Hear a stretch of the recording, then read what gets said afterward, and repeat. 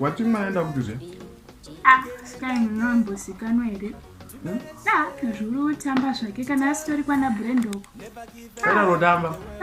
Kakatodza mai. Asi baby. Panonyaenda ndiri kufunga cha. Let's say time yadzorwa kumashure ko 2 years back anika. Konzi make your choices again. 2 years back. 2 years back. But I pisa pai. Anyway. Unosarudza kuita sei? Ndodzoka muwanano. Ndokuda man. Unosarudza kuita sei yo? Ni baba siketora shwangu. 2 years back. Obvious. Murudo. Handidzoki. Kudzokera kuti wrong turn. Wrong turn baby.